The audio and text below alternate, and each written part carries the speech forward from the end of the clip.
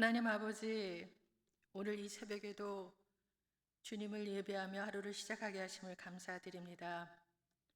새해가 시작되어 새로운 소망을 품고 나아가는 우리들을 주님께서 붙들어 주셔서 굳건한 믿음으로 행할 수 있도록 인도하여 주옵소서. 때에 따라서는 예상치 못한 일로 어려움을 겪을 때도 있지만 주님을 의지하며 말씀에 굳게 서서 믿음으로 승리할 수 있도록 도와주옵소서. 연약한 저희들을 붙들어 주셔서 하나님 나라를 꿈꾸며 주님과 동행하는 오늘 하루가 되게 하여 주시길 원합니다. 이 시간에도 성령님의 도우심을 구하며 예수님의 이름으로 기도드립니다. 아멘. 찬송가 540장입니다. 찬송가 540장 주의 음성을 내가 들으니.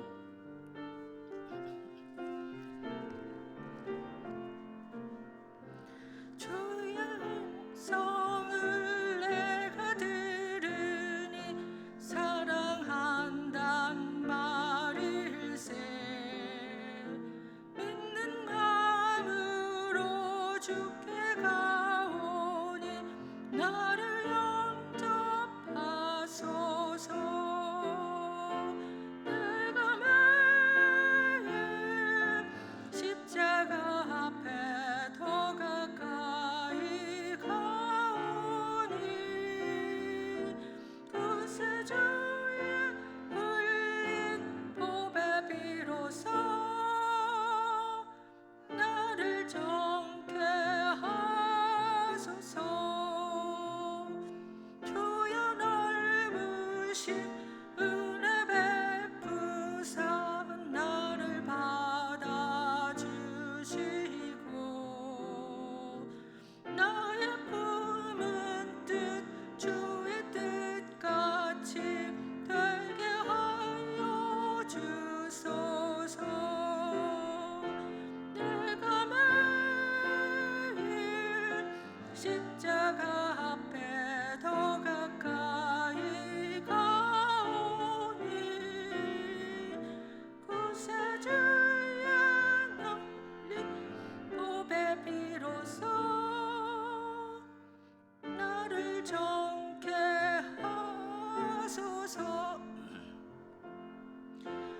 보좌로 나아갈 때에 어찌하니 기쁠까.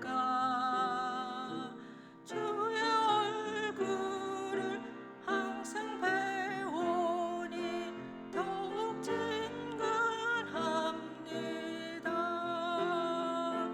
내가 매일 십자가 앞에 더 가까이 가오니 그새 주의 흘린 보배 비로소 나를 정케 하소서. 우리 구주의 넓은 사랑을 증량할 자 없으며 주가 주시는 참된 기쁨도 헤아릴 수 없도다. 내가 매일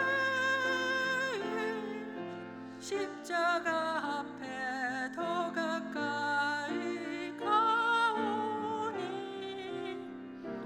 그새 주의 흘린 보배 비로소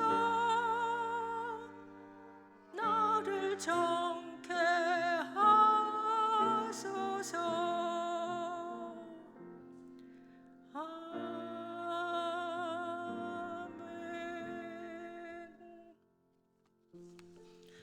이 시간 우리 함께 기도하겠는데요. 오늘 주일에 있을 임직식과 공동회가 있는데요. 은혜롭게 잘 진행되게 해달라고 기도해 주시고 또 임직받는 분들에게 성령의 기름을 부어주셔서 주님과 교회를 위해 끝까지 충성할 수 있게 해달라고 기도하기 원합니다.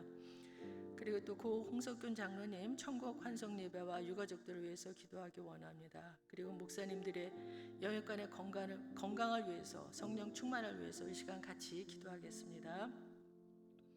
하나님 아버지 하나님, 오늘 이제 한 해가 시작되어지고, 하나님 아버지 오늘 한 해 하나님 일꾼을 세우는 임직식이 있고, 지난 해를 결산하는 아버지 공동회의가 오는 주일에 있습니다. 하나님 아버지 임직식과 공동회의에 함께하여 주시고, 하나님 은혜 가운데 이 모든 아버지 임직식 공동회의가 은혜롭게 진행되어지게 하시고, 하나님 특별히 올해 임직받는 임직자들 하나님 아버지 성령의 기름 부어 주셔서 하나님 아버지 기쁨으로 그 모든 사역들, 모든 주어진 일들을 잘 감당할 수 있게 도와주시고 끝까지 충성할 수 있는 힘을 더하여 주시길 원합니다.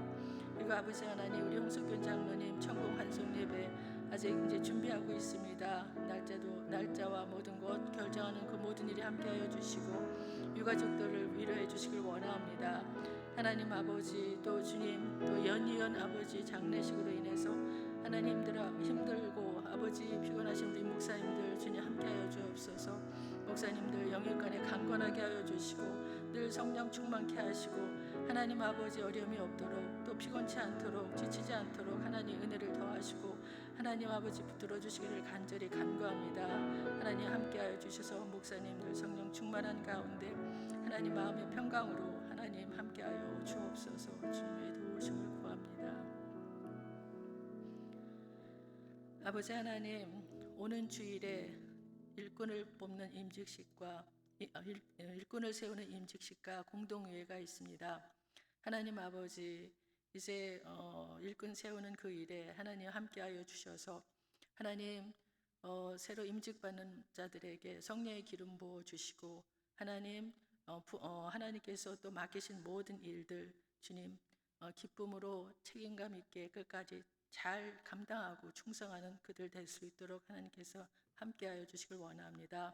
또한 아버지 공동의회 가운데 함께하여 주시고, 또 작년에 있었던 모든 아버지 재정과 모든 또 사역 보고가 있는데 하나님 공동의회 가운데도 주님 함께하셨다는 것을 우리가 깨닫는 그런 시간들 될 수 있도록 하나님께서 함께해 주시고 은혜가 있게 하여 주옵소서.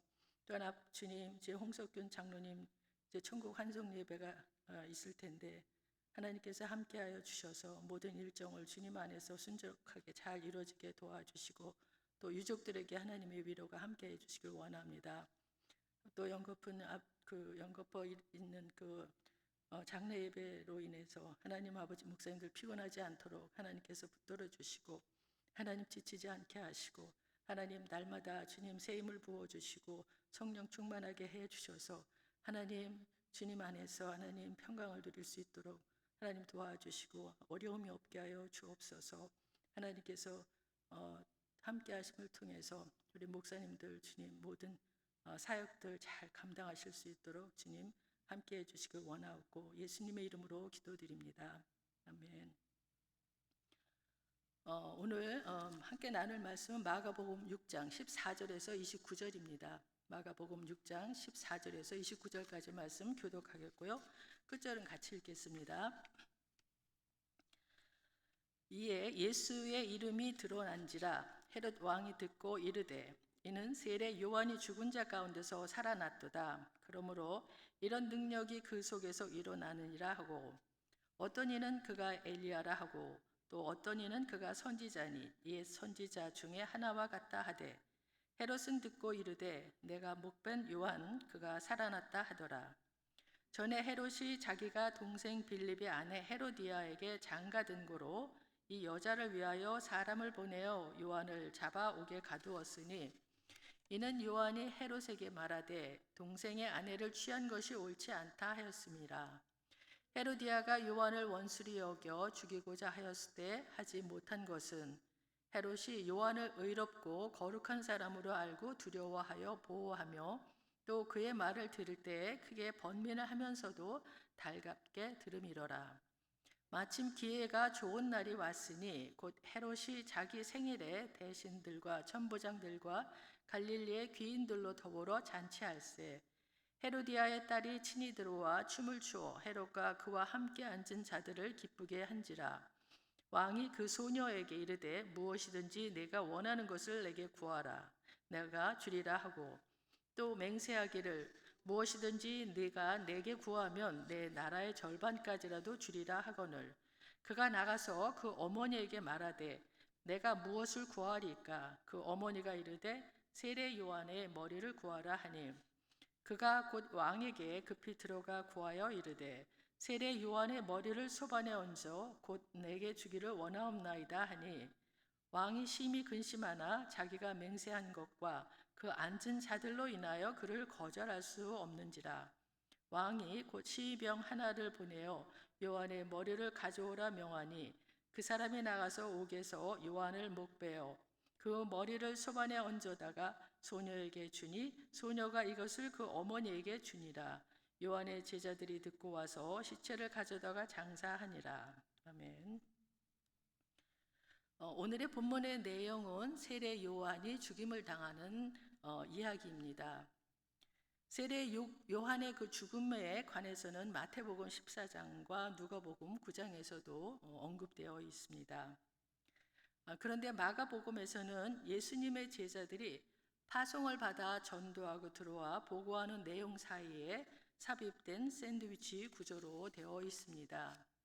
지난번 3장에서도 예수님과 서기관들과의 그 논쟁도 샌드위치 구조라고 했는데 이러한 기법은 마가가 즐겨 쓰는 방식으로서 안쪽의 이야기와 또 바깥쪽의 이야기가 서로 대조되거나 비교되면서 그 내용을 설명하거나 분명하게 만듭니다. 오늘 본문에서는 예수님의 그 활동이 새로운 국면을 맞아서 성공적인 성과를 올릴 때에 세례 요한의 죽음과 극적인 대비를 이루게 합니다. 요한복음 3장 30절에서 세례 요한 자신이 그는 흥하여야 하겠고 나는 쇠하여야 하리라고 말했던 것처럼 세례 요한과 메시아 대신 예수님 사이에 엄격한 구분을 증명해 보이고자 한 것으로 보입니다. 오늘 본문 앞에서는 예수님께서 모든 초원에 두루 다니시며 가르치시고 제자들을 파송하셨습니다. 제자들은 나가서 회개하라 전파하고 많은 귀신을 쫓아내며 많은 병자들에게 기름을 발라 고쳐 주었다고 했습니다. 그와 같이 제자들의 활발한 전도 활동으로 인해 예수님의 이름이 널리 유대 전역에 알려지게 되었습니다. 그때 헤롯 왕도 예수님의 소문을 듣게 되는데 그는 자기가 목을 벤 세례 요한이 살아나서 예수님 안에서 그 능력이 나타난다고 생각을 했습니다. 14절부터 보면 이에 예수의 이름이 드러난지라 헤롯 왕이 듣고 이르되 이는 세례 요한이 죽은 자 가운데서 살아났도다. 그러므로 이런 능력이 그 속에서 일어나느니라 하고 어떤 이는 그가 엘리야라 하고 또 어떤 이는 그가 선지자인 옛 선지자 중에 하나와 같다 하되 헤롯은 듣고 이르되 내가 목벤 요한 그가 살아났다 하더라. 여기에 언급된 헤롯 왕은 헤롯 대왕의 아들 헤롯 안티파스로서 갈릴리와 베레아의 분봉 왕이었습니다. 그는 아라비아 왕의 딸을 왕비로 삼았지만 이혼하고 자기 동생 빌립의 아내였던 헤로디아를 다시 아내로 삼아서 세례 요한으로부터 질책의 소리를 들었습니다. 이 일로 세례 요한은 왕과 왕후의 그 원한을 사서 체포되고 감옥에 갇혀 있다가 결국은 죽임을 당하게 됩니다. 그런데 지금 예수님의 그 제자들의 전도 여행을 통해 예수님의 이름이 널리 알려지자 헤롯 안티파스는 자기가 목베인 세례 요한이 살아났다고 몹시 두려워하고 있습니다. 그는 세례 요한이 예수 안에서 다시 살아 활동하고 있는 것으로 생각했습니다. 당시에는 사람이 죽으면 그의 영혼이 다른 사람의 몸으로 다시 태어난다는 미신적인 생각이 널리 유포되어 있었는데 이로 말미암아 헤롯은 더욱 불안하게 되었습니다. 헤롯의 그 신하들은 두려워하는 그 헤롯을 안심시키고자 세례 요한이 되살아 온 것이 아니라 엘리야나 혹은 구약 시대에 활동하던 많은 선지자 중 한 선지자의 영이 그 속에 들어가 활동한 것이라고 말하고 있습니다. 즉 그들에게 있어서 말라기 4장 5절의 예언에 비추어 엘리야는 장차 올 선지자 중에 가장 유력한 인물이었고, 또한 유대인들의 전통을 통해서 볼 때 예수의 활동이 엘리야의 활동과 유사하다고 여겼던 것입니다. 이 시점에서 마가는 세례 요한이 어떻게 무자비하고 부당하게 처형당했는지를 설명합니다. 17절부터 보면, 전에 헤롯이 자기가 동생 빌립의 아내 헤로디아에게 장가든 고로 이 여자를 위하여 사람을 보내어 요한을 잡아오게 가두었으니, 이는 요한이 헤롯에게 말하되 동생의 아내를 취한 것이 옳지 않다 하였습니다. 헤롯은 자기의 그 동생 빌립의 아내 헤로디아를 아내로 맞이했고, 세례 요한은 그 일이 옳지 않다고 헤롯에게 말해왔습니다. 세례 요한의 사명은 회개와 심판을 선포하는 것이기 때문에 가만히 있을 수가 없었습니다. 그러자 헤롯은 세례 요한을 오게 가두었습니다. 선지자가 회개를 촉구하면 회개 대신에 역공격을 받습니다. 구약의 선지자들은 그 역공격을 당해 고난을 당하다가 죽임을 당하는 일이 많았습니다. 죄를 지적받으면 사람들이 더 강팍해지는 경우가 많습니다. 지금 헤로디아가 그렇습니다.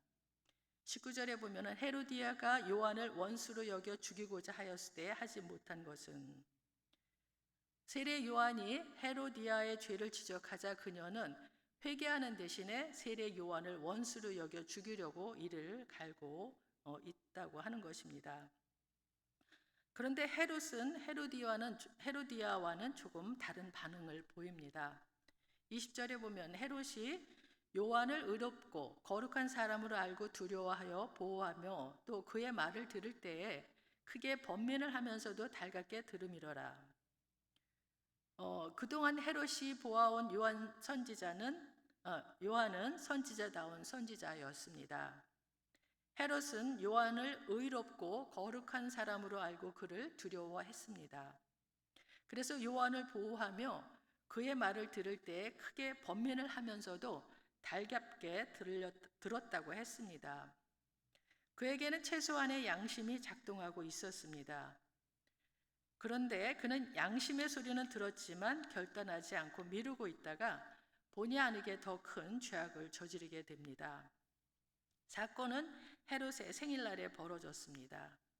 헤롯이 자기 생일에 고관들과 천부장들과 갈릴리의 요인들을 청하고 잔치를 베푸는 자리에 헤로디아의 딸 살로메가 춤을 추어서 헤롯과 그 자리에 앉아 있는 사람들의 여흥을 돋구어 주자 헤롯은 살로메에게 어떤 소원이라도 들어주겠다며 나라의 절반이라도 주겠다고 약속을 합니다. 그러자 살로메는 자기 엄마인 헤로디아가 시키는 대로 세례 요한의 목을 달라고 요구했습니다. 그때 헤롯은 심히 근심했다고 26절에서 말합니다. 왕이 심히 근심하나 자기가 맹세한 것과 그 앉은 자들로 인하여 그를 거절할 수 없는지라. 여기서 근심한다는 말은 갈등한다는 것을 의미합니다. 딸의 이야기를 받아들여 세례 요한을 죽일 것인가, 아니면 이 일은 매우 악한 일이기 때문에 거절해야 하는가 고민하고 있습니다. 헤롯은 근심하는 그때 돌이켜야 했는데 자신의 위신과 체면 때문에 세례 요한을 죽이는 쪽을 선택합니다. 헤롯은 외형적으로 왕권을 휘두르고 있었지만 실상은 우유부단한 허약한 왕이었습니다. 헤로디아는 이런 헤롯의 연약함을 알고 있었습니다. 그래서 교묘한 계획을 세워서 왕이 요한을 죽일 수밖에 없는 상황으로 몰아갔습니다. 결국 헤롯은 결정을 미루다가 타의에 의해 결정을 당하는 쪽이 됩니다. 선한 결정을 미루면 악한 결정이 밀고 들어옵니다. 적극적으로 선을 행하지 않는 상태에는 이미 죄의 영향력 아래 들어갈 위험성이 있습니다. 그런 면에서 이중적 태도는 매우 위험합니다. 이중성은 자신 안에 있는 양심의 소리를 거부하는 것으로부터 시작됩니다. 우리의 내면에는 언제나 양심이 있습니다. 하나님이 인간을 지으실 때 양심이라는 것을 만들어 놓으셨습니다. 하나님을 믿지 않는 사람이 마음대로 죄를 지을 수 없는 이유도 양심 때문입니다. 양심은 인간이 인간으로 살게 하는 최후의 보루입니다. 그런데 양심을 계속 무시하면 양심이 무디어집니다. 헤롯은 자신의 부도덕한 삶과 세례 요한의 죄의 지적 가운데서 갈등하는 모습을 보였습니다. 그때 양심의 소리에 정직하게 반응을 해야 했습니다. 고민과 갈등을 거쳐 결단을 내려야 했습니다. 믿음 생활은 의지적으로 결단하는 것입니다. 말씀을 들을 때마다 회개와 복종을 결단해야 합니다. 결단을 미루거나 거부하면 절망적인 상태에 빠질 수 있게 됩니다. 한편 세례 요한은 죄인의 정체를 드러내는 일로 인하여 죽음에 이르게 됩니다. 영적으로 어두운 시대의 선지자의 사명이 얼마나 힘든가를 우리에게 알려주고 있습니다. 세례 요한의 죽음은 세상 속에서 그리스도인들이 당할 운명을 상징적으로 그려주고 있는 것입니다. 그리스도인은 세상 속에서 빛으로 살면 핍박을 받게 되어 있습니다. 어둠의 공격을 피할 수가 없습니다. 거짓에 동참하지 않고 진실을 말하면 환대를 받지 못합니다. 우리가 사는 시대는 2000년 전과 별반 다르지 않습니다. 영적인 바른 소리가 먹혀들지 않는 시대를 살고 있습니다. 오늘 우리는 시대를 뒤덮고 있는 이 문화에 우리도 모르게 따라갈 위험성이 있습니다. 그래서 영적인 분별력과 영적인 민감성을 더해달라고 기도해야 합니다. 우리 안에 작은 죄가 있어도 그것을 깨닫고 회개할 수 있어야 합니다. 작은 죄를 지어도 마음에 아픔이 있어야 합니다. 하나님 앞에서 진실한 고백이 있어야 합니다. 내가 누군가를 살짝만 미워해도 내 안에 편하지 않은 마음이 들어서 그것과 씨름할 줄 알아야 합니다. 생각만으로 지은 죄라도 그것을 간과해서는 안 됩니다. 우리가 큐티를 할 때도 마찬가지입니다. 매일 하나님이 나에게 주시는 음성에 민감해야 합니다. 중요한 것은 타이밍입니다. 하나님의 말씀을 반복적으로 무시하면 영적으로 무뎌지게 됩니다. 죄에 대한 무덤덤함이 나중에는 갈등조차 하지 않는 단계까지 가게 됩니다. 나중에는 엄청난 죄의 당사자가 될 수도 있다는 사실을 우리는 헤롯을 통해 깨닫게 됩니다. 요즘 우리는 하루 10분 말씀 읽기 캠페인을 하고 있습니다. 그런데 말씀을 읽기만 하면 안 됩니다. 그 말씀 가운데 자신의 영혼의 상태를 점검해야 합니다. 나는 말씀 앞에서 어떤 반응을 하고 있는가? 정직한 반응인가? 말씀을 읽으며 깨달음이 오는가? 성경을 읽을 때 깨달음이 있어야 합니다. 깨달음이 있는 순간 나도 모르게 감사가 터지고 내 안에 회개해야 할 것들이 보입니다. 그래서 말씀 운동은 반드시 회개 운동으로 이어집니다. 죄에 대해서 아픔을 느낄 때 소극적으로 대응해서는 안 됩니다. 믿는 자에게 죄악은 하나님의 말씀이 들리지 않을 때입니다. 그러면 나에게 어떤 일이 일어날지 알 길이 없습니다. 본문은 우리가 믿음의 길을 걷는다는 것이 쉬운 길이 아니라는 것을 말씀해 줍니다. 복음이 전해지는 현장은 치열합니다. 요한의 죽음은 충격적이고 절망적일 수가 있습니다. 믿음으로 살면 약자가 됩니다. 물리적인 힘은 세상이 가지고 있습니다. 우리 믿는 자들은 초라하게 보일 수 있습니다. 소반 위에 올려진 세례 요한의 목은 예수님의 십자가 처형으로 이어집니다. 제자들의 앞길에도 펼쳐질 일들입니다. 그러나 죽음을 통해서도 증인의 사명을 감당해야 하는 이유는 하나님의 나라가 이미 시작되었기 때문입니다. 헤롯의 나라가 왕성해 보이지만 오래가지 않아 무너집니다. 하나님이 통치하시는 나라가 이깁니다. 악은 영원히 변성할 수가 없습니다. 의인의 고난도 영원하지 않습니다. 요한은 죽었지만 그가 선포한 하나님의 나라 그리고 다가올 심판은 유효합니다. 그리스도가 다시 오시면 선악간에 세상을 심판하실 것입니다. 믿음은 장래에 주어진 승리를 바라보게 합니다. 그 믿음 안에서 말씀을 붙잡고 꿋꿋하게 오늘을 살아내는 우리 모두가 되기를 기도합니다. 우리 말씀을 기억하며 기도하기 원합니다. 우리에게 영적인 분별력과 영적인 민감성을 더해 주셔서 시대를 분별할 줄 알게 하시고 죄에 민감하게 반응하여 돌이키는 결단을 즉시 할 수 있어서 하나님 뜻 안에서 빛으로 살아가게 해달라고 기도하기 원합니다. 또한 말씀을 읽을 때 깨달음을 주셔서 말씀을 통해 주신 하나님의 음성을 듣게 해달라고 기도해 주시고 믿음을 더해 주셔서 장래에 주어진 승리를 바라보게 하시고 그 믿음 안에서 말씀을 붙잡고 꿋꿋하게 오늘을 살아가게 해달라고 기도하기 원합니다. 같이 기도하겠습니다. 하나님 아버지, 오늘 헤롯이 세례 요한을 아버지 어떻게 죽였는가에 대해서 하나님 그 말씀을 보았습니다. 하나님 아버지, 정말 그 헤롯은 아버지 그때 당시 너무나도 주님 그 이스라엘 그 유대가 너무나도 영적으로 아버지 혼탁했기에 하나님 그때의 왕으로서 하나님 얼마나 죄를 범하고 있으면서도 그 죄를 아버지 또 알면서도 주님 피하지 못하고 결단하지 못하고 결국은 선지자 세례 요한을 죽이는 것을 보게 됩니다.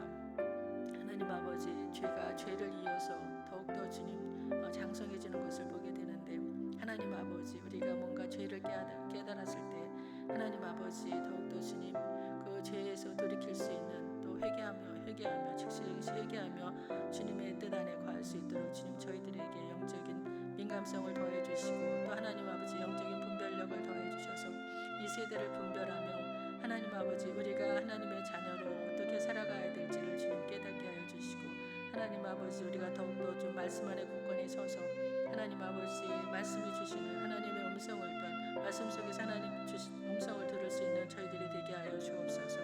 그리하여 하나님 아버지 우리가 주님의 뜻 안에서 기도하며 말씀으로 아버지 우리 삶이 이어지고 하나님 아버지 그 안에서 하나님 또한 장래에 주어진 승리를 바라보게 하시고 그 믿음 안에서 하나님 우리가 말씀을 붙들고 꿋꿋하게 하나님 매일매일 승리의 삶을 살아갈 수 있도록 하나님 도와주시고 인도해 주시기를 간절히 간구합니다.